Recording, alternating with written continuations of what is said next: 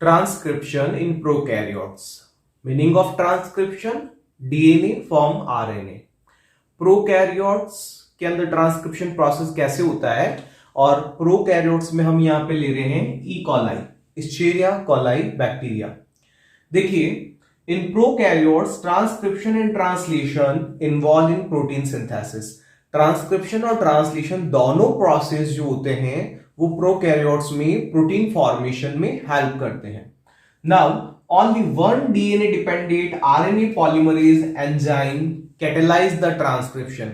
Prokaryotes में केवल एक एंजाइम ही इन्वॉल्व होता है, उस एंजाइम का नेम है DNA dependent RNA polymerase. DNA dependent क्यों बोल रहे हैं? Because RNA polymerase enzyme read the template strand of DNA और वो स्टार्ट करवाता है ट्रांसक्रिप्शन का प्रोसेस। यहां पे केवल एक आरएनए पॉलीमरेज एंजाइम की रिक्वायरमेंट होती है, किनमें? प्रोकैरियोट्स में। नाउ ये प्रोसेस जो होता है 3 स्टेप में कंप्लीट होता है, इनिशिएशन, इलॉन्गेशन और थर्ड स्टेप जो होता है टर्मिनेशन। यस, ट्रांसक्रिप्शन का जो फर्स्ट स्टेप है, फर्स्ट स्टेप इनिशिएशन। इनिशिएशन का मतलब क्या हुआ?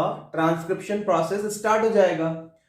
RNA polymerase with initiation factor. देखो, एक नई चीज है, इनिशिएशन फैक्टर सिग्मा होता है, इसको डिनोट करते हैं सिग्मा से इनिशिएशन फैक्टर को। इनिशिएशन फैक्टर जो ट्रांसक्रिप्शन स्टार्ट करेगा, ये कहां जाके बाइंड होंगे? Promoter sequence in DNA. जो डीएनए है उसके प्रमोटर वाले पार्ट पे जाके वो बाइंड हो जाएंगे। कौन? आरएनए पॉलीमरेज और initiation factor sigma. Then this help in the opening of DNA helix and separate by helicase enzyme. जैसे ही वो प्रमोटर से बाइंड होगा तो डबल हेलिकल डीएनए जो होता है एच बॉन्ड ब्रेक हो जाएंगे। कौन ब्रेक करेगा? Helicase enzyme. Then elongation process start हो जाएगा। इलॉन्गेशन का मतलब होता है एमआरएनए का फॉर्मेशन स्टार्ट हो जाएगा। RNA polymerase build a strand of RNA by using DNA template. किसको यूज मिलेगा?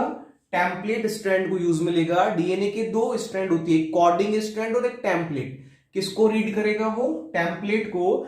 RNA chain growth take place in 5 to 3 prime direction. एक जो न्यू आरएनए बनेगा उसका डायरेक्शन होगा 5 से 3 प्राइम। Now termination. टर्मिनेशन क्या होता है? रुक जाएगा प्रोसेस। कब रुक जाएगा? जब आरएनए पॉलीमरेज एंजाइम और साथ में कौन सा फैक्टर आ जाएगा? टर्मिनेशन फैक्टर, जिसको हम रो फैक्टर कहते हैं। ये रिकॉग्नाइज कर लेगा टर्मिनेटर रीजन, और जैसे ये रिकॉग्नाइज करेगा then newly created mRNA falls along with enzyme।